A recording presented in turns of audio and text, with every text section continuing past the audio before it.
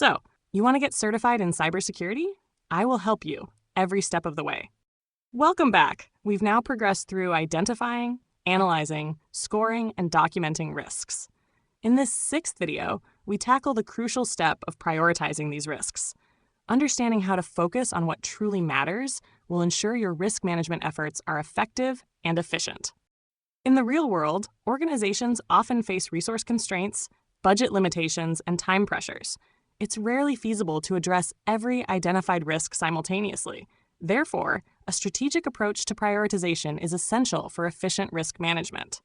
Your risk score, which we calculated based on likelihood and impact, is a primary factor in prioritization.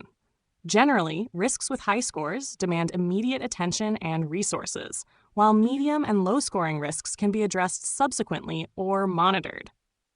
Ranking your risks by their score provides a clear starting point.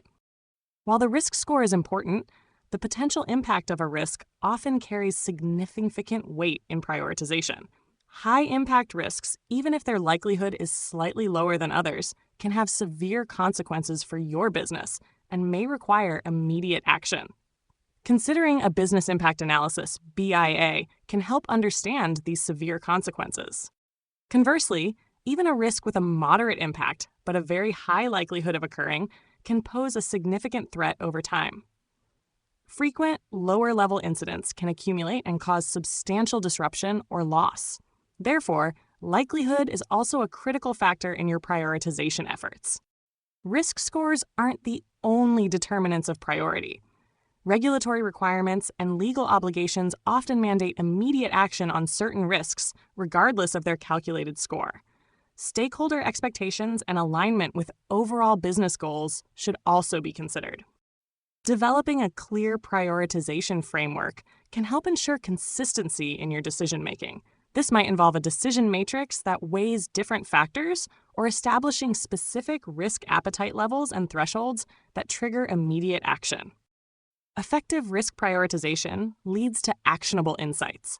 By focusing your mitigation efforts on the most critical risks, you can strategically allocate your resources, implement immediate actions where needed, and develop longer-term plans to address significant threats. And that wraps up our video on prioritizing risk. In the next video, we will discuss how to select the right controls and respond to risks. For more valuable content, come visit our website, securetechacademy.com. Sign up for our newsletter and explore our premium courses on Udemy, designed with you in mind, using the latest technology to be more engaging at a lower price. If you found this video helpful, be sure to like, subscribe, and leave a comment if you have any questions. Thanks for watching, and I will see you in the next one.